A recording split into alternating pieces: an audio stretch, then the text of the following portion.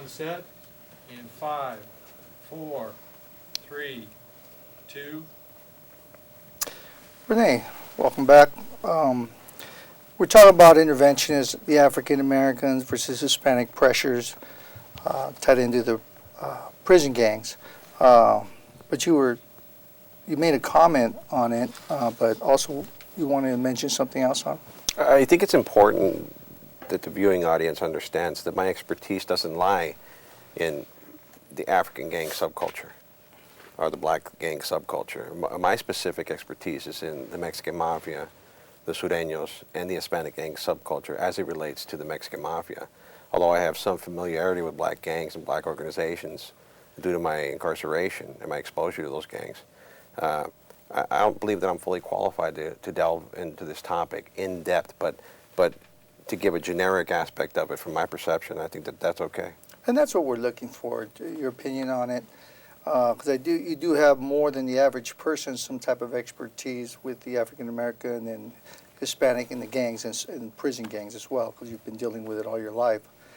Rene, I think you had a pretty good question. Yeah, you know what? You touched on it earlier, and I wanted to go back to it. I think it's important for the content of this video that we talk about the dynamics between the gang enforcement officer and the Hispanic gang member. And of course, in the vein of training and in the vein of understanding where each side is coming from, I think it's important that we get your perspective on what a Hispanic gang member perceives of the police and how best that law enforcement can deal with the Hispanic gang member in street encounters. And not only that, but any insight that you have when it comes to our gang units and how we evaluate the effectiveness of a gang unit, and anything that, because of your, you've been working with various law enforcement agencies, and so I think you're in a unique position to kind of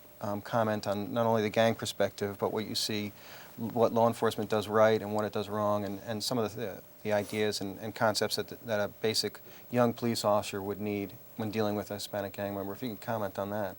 Well, I think that the key aspect of establishing an understanding between the gang communities and law enforcement teams, specialized units, is the semblance of respect. I touched on that briefly earlier, but in the Hispanic gang subculture, particularly the prison subculture, the perception of disrespect is punishable by death. To respond, or failure to respond to a disrespectful incident is punishable by death. There are no equivocations about that fact. That's how much emphasis gangs and Sureños, and for the average gang investigator or gang cop who's a line officer who's out there every day, hooking and booking, the simple perception that they have to embrace is that they're not just dealing with gang members. They're dealing with integral pieces of the Mexican Mafia infrastructure. The Mexican Mafia started its integration into society in 1992, really, with the abatement of drive-by shootings, the halting of, we placed a moratorium on drive-by shootings. So gang enforcement officers have to look at it from this perspective, that they are looking at organizational dynamics, although the average 16-year-old gang member they pull over for a drug violation or a weapons violation probably doesn't know a Mexican Mafia member, because they're such an elitist group in the United States. I'd say they're probably, and this is a very liberal estimation, 200 members, and that encompasses the three factions, California, Arizona, and the federal faction. There are so few Mexican Mafia members housed in such restrictive confinement that it's an impossibility for all gang members to know them. And that's why they place this emphasis and this immediate elevation in their stature upon associating with any member of the infrastructure of the organization. So for the gang enforcement teams, for the specialized investigative units, and for the regular LAPD staff, or any law enforcement agent that's encountering individuals who are Sureños, understand that more importantly than these individuals being members of Avenues or 18th Street or Armada Salvatrucha or Artesia or Norwalk, they are dealing with Sureños. And this is a literal army that has been cultivated by the Mexican Mafia, We're talking tens of thousands of individuals. I've seen estimations as high as 60,000. In the United States alone, NGIC, the National Gang Intelligence Center, estimates that there are 100,000 Sureños across the United States. This is no longer a regional specific problem. Sureños could be seen as individuals, and we're categorized as individuals from the geographic location beneath, south of Bakersfield to San Diego. Sureños are everywhere now, and they call themselves a nation, and this is part an interdependence between Sureños and the Mexican Mafia. It's only through Sureños that the Mexican Mafia has been able to metastasize, much like a cancer. Look at this in terms of oncology. You have a tumor, which is the Mexican Mafia. Tumors by nature reach a finite point of growth. And once it reaches this finite point of growth, it goes to this process called metastases. It spreads, and it breaks off into different parts throughout the soma of the body. Once it establishes itself in a different organ of the body, it goes through a process of angiogenesis. So where a small tumor becomes feeding, it starts feeding, and it establishes veins and capillaries. This is what the Mexican Mafia is doing through the Sureños. It's metastasizing. It's spreading. This cancer is spreading. So when the gang enforcement team encounters these individuals, might be a 14-year-old or a 15-year-old, that's a future soldier for the Mexican Mafia. They have been immersed in the ideology and the subculture of the organization. And they've adopted the ideology and surrendered their autonomy to the organization in that they utilize the number 13. This is an alphanumeric showing of allegiance. The 13th letter in the alphabet is M. M, pronounced in Spanish, is M. That's why Sureños use the number 13 to show their allegiance with the organization. So that's the first instance that there has to be some kind of paradigm shift in the ideology of law enforcement, that they're dealing with an organization. Right, and if I could just to kind of not lend credibility, but I want to make it clear that when you talk about a Southern Hispanic gang member not only owing their allegiance to the Mexican Mafia, but being held to that standard, because in fact you were held to that standard as, you know, when you were introduced to the penal system, and when you became a Mexican Mafia member yourself, you held people to that standard, and there was punishment if you violated that standard, if you took a disrespect and didn't respond to it. Am I correct in assuming that? I mean, you're speaking from firsthand knowledge that this is the way they operated, because this is the way that you operated when you were in that culture. As a member, I was part of the upper echelon of the organization. California is considered egalitarian. All members are considered equal. Right. But some members are more equal than others. We have a de facto leadership in the California faction. And those are the individuals that push policy. As an individual in this position and in the lower rungs of the organizational structure, I always practiced this behavior.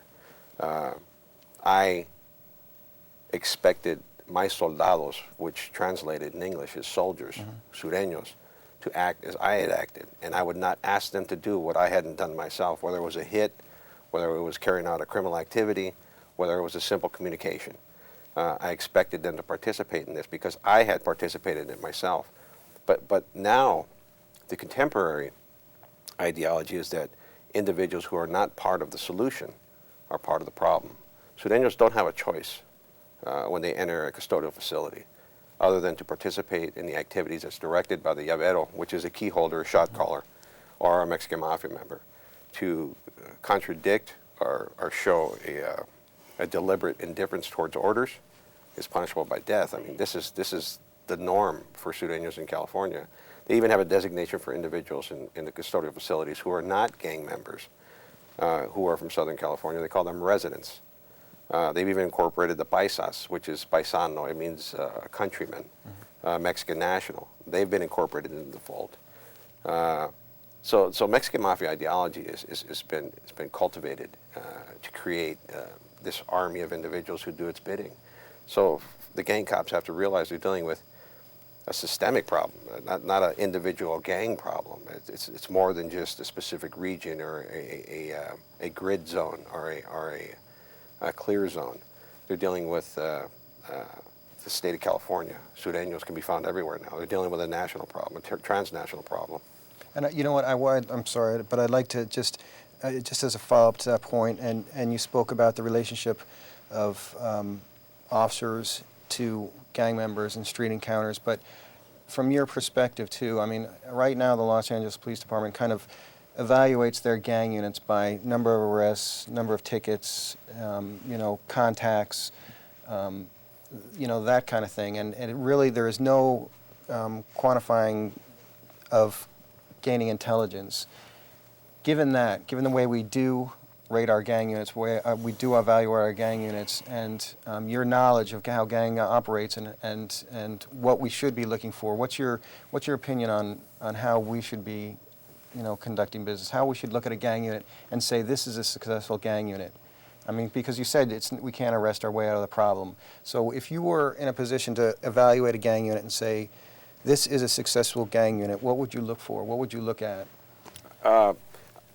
First, I think that statistically motivated. They're statistically driven. And I think some of the CLEAR program is driven by that. Reduce crime statistics, enhance prosecutions and arrests. And that is the sole focus, and it's been the sole focus of law enforcement for the longest. And that's not a critique of the administration or the policies of the LAPD. Right. That is a reality. But as I said, you can't arrest your way out of this problem.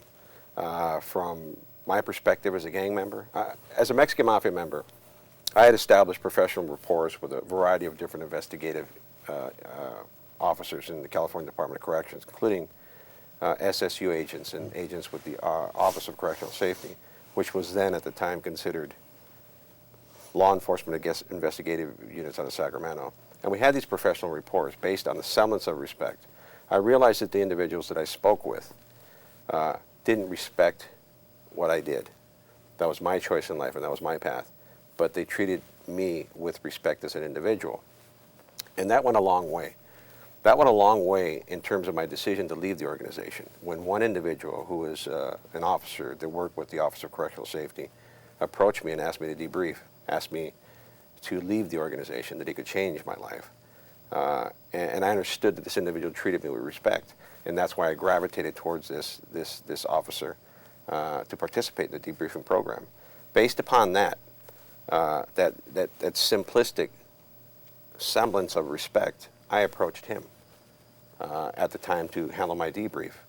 And consider the opportunities that law enforcement teams have in Los Angeles, whereas now when you pull up, gang members run. That's the first response, the immediate response. There are lookouts for cops. They'll avoid you at every cost. They will not communicate with you. It's sacrilegious for a gang member to communicate with cops. You're perceived as being a rat, which is the most important rule in the gang subculture. Don't cooperate with law enforcement. So the perception has to change from the gang members. As I said, if you could view them as stakeholders in their community at some level, understanding that this is where they dwell, this is where they live, this is where they function. There will be clear distinctions and parameters as to who they are, the gang members, the criminals. But to establish this simple concept of reestablishing respect in the community, the gang community, this is what you specialize in: gang members, gang suppression, intervention. Just establishing the fact that you can speak to them. And I think it would take specialized units of individuals who approach gangs and speak to these members, and not looking the other way for specific crimes. I mean, you're obligated by law to apprehend and arrest individuals who break the law. But on specific days, go and speak with them. Engage with these individuals. Have Los Angeles Police Department or GIS sponsored events where they understand that they're not going to be harassed or arrested or pursued or prosecuted, that they can come and enjoy and participate. I remember a time when specific groups had sponsored events like carnivals, outings. I think this is a step. But for the gang cop, and that's neither here nor there. I'm not saying that this is the cure-all for what's going on, but rather establishing, as Chief Beck said, the trust of the community. You have to establish the trust of the gang community. From my standpoint, if an officer had approached me and spoke to me, and I remember after parole, LAPD officers in Hollenbach would pull me over all the time, and they'd ask me questions. I knew I wasn't going to jail. That's the first thing they said. We're not here to book you today. You're not going to jail. When did you get up? Where were you at? You know, who are you hanging with? And I would speak to them. I would engage with them. And I was open with them. You know, who were you hooked up with? And I would make spontaneous admissions to them. I was a Mexican Mafia member. Maybe these officers didn't realize who they were dealing with. Maybe they were just gaining intelligence.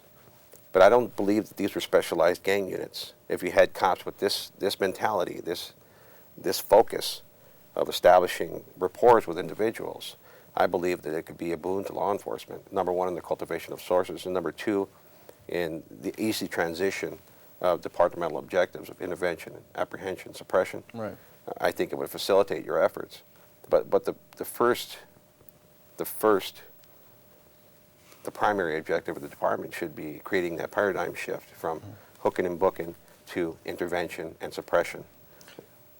You know what, in law enforcement, you know, we are the suppression component, and I believe that every suppression officer does some type of intervention work.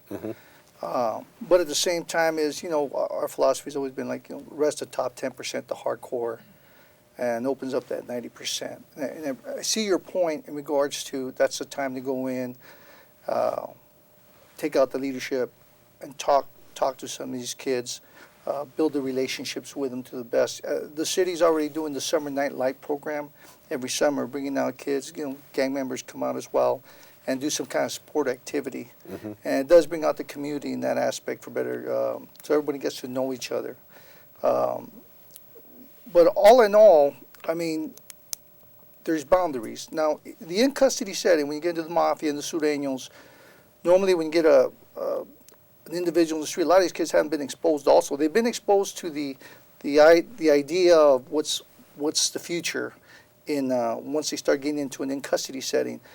But a lot of them that haven't been exposed, a lot of them that are not hardcore, those are the ones we really want to reach out to as well. The ones that are coming out with the Sureño mission, as you would say, they politic and everything else, those are a lot more harder. But the kids that maybe don't have that general institutionalized family where the grandfather was a gang member, the father's a gang member. Because one of the troubles that we see partake is if the grandfather was a gang member, the father is a gang member, we try to help these younger kids, but they do have to go home. And when they go home, if we don't work on the parents, they go right back to that gang idea of this is the way it should be. Because, you know, how do we work on that aspect? Well, that was another aspect that I had thought about when asked to participate in this. How can we address the familial unit? And I believe that it's incumbent upon the gang enforcement officers to establish rapports with the parents of gang members. The individuals who are corrosive, the politickers, the reentry individuals, the high recidivism gang members who return to prison and come out and attempt to dissuade individuals from participating in gang intervention, who politic hard against it. Those guys are readily identifiable.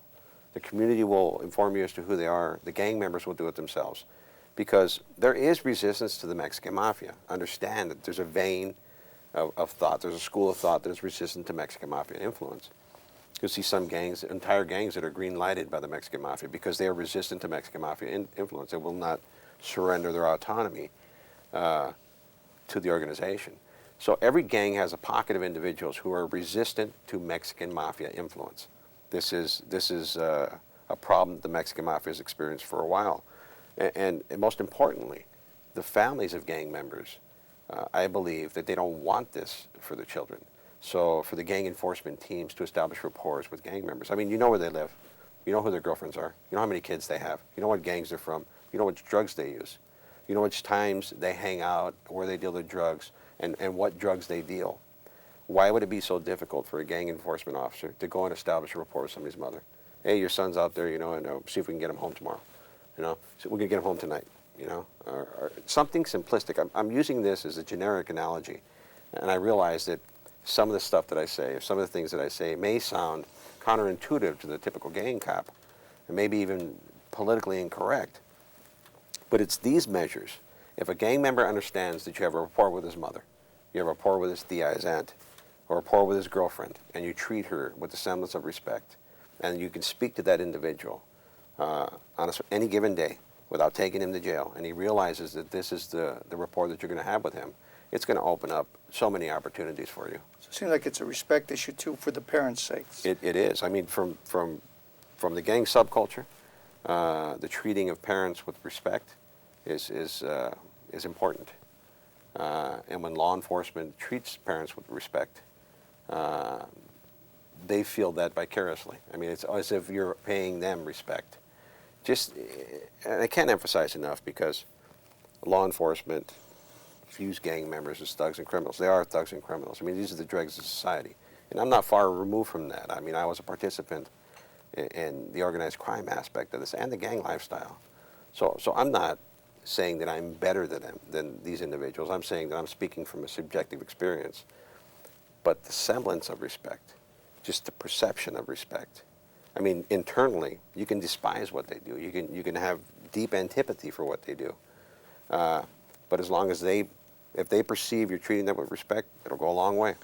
Well, you've mentioned also partaking in the, say, like the green light list. When you look at a typical gang like the Mavias through the LA County side, for years they were locked up at county jail. They had their own tiers because they went against the mafia and paying taxes and the whole concept. But then it only took one individual to bring them back in. That's pretty influential in the mafia's sake.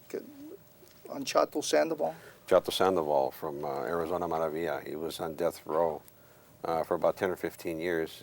He was brought back to Los Angeles County Jail on a reversal of his conviction. He has since beat the death penalty, and he's serving a life without sentence in Pelican Bay State Prison. But this individual has a vast amount of influence in the organization. We consider this guy a carnal de palabra, and that is not an official title.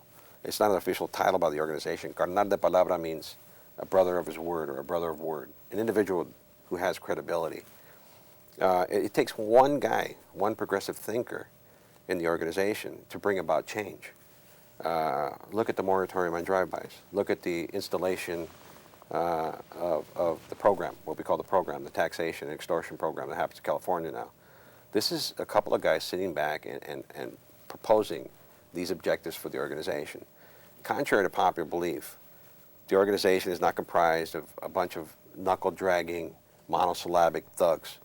I mean, there are guys like that who are as dumb as a rock. I mean, let's be realistic. There are guys in the organization who have their station. They're sheer thugs, and that's what they'll always be. But there are a group of contemporary progressive thinkers in the organization, and Chato Sandival is one of them. Realizing that Chato Sandival is the sole representative of Mavia, he controls a huge army now. He took them off the lista, and they are now considered sureños. That's not one gang. How many Mavia gangs are there? There are, what, 10, 15 Mavia gangs? Yeah, it's whole East LA County. Yes. Let me ask you something. 92, 93, we talk about Elysian Park, when they had, and Debs Park, when they had these mafia-oriented meetings for pressuring of sanction meetings, paying taxes, and stop the drive-bys. But I guess Maravillas were the only ones that really didn't want to play ball with that. But my question to you is, who put all these rules up? I mean, did you guys have a sit-down? Who was involved in who came up with the idea of the taxation? That was the biggest turnover. I mean, were you in custody during that time when these decisions were made? There was a lot of mafia members out in the street during this time. I noticed when there's a lot of them out, when they were really using meetings as organized, I mean, they really got organized. Mm-hmm. Who came out with this idea about taxation? It was a collective of about 7, 8 individuals. I was a participant in the county jail. I was a participant in the county jail. It's really ironic that the concept came out of an individual who was one of these guys who was as dumb as a rock. His name was Gilbert Maurice. We used to call him the brainstem because he was so intellectually challenged. We jokingly said that he had only a brainstem and not a full brain. But one day we're talking on the tier in high power, and this individual pops out, we should stop the drive-bys. And a couple of us looked at each other and says, you know what, that's a great idea. And we started formulating this plan. How we stop the drive-bys. At first it was going to involve Los Angeles Sheriff's Department. They were going to sponsor an event. We talked to a couple of individuals there. A senior Wagner had initiated some talks with us, the Mexican Mafia members. But that was vetoed by the members on the streets. Ernie Castro, myself, Jesse Pelon Moreno, Widow Shai Shryak, Black Dan Barella. Individuals like this are the originators of this concept. I was the enforcement aspect in the county jails. Individuals beyond a specific period participating in drive-bys were targeted for death. The original taxation program was supposed to tax illicit activities within gang territories. Those individuals who are distributing narcotics or participating in crime would be taxed by a representative, which we appointed in each gang territory. There was a corruption to that plan based upon sheer greed in the organization.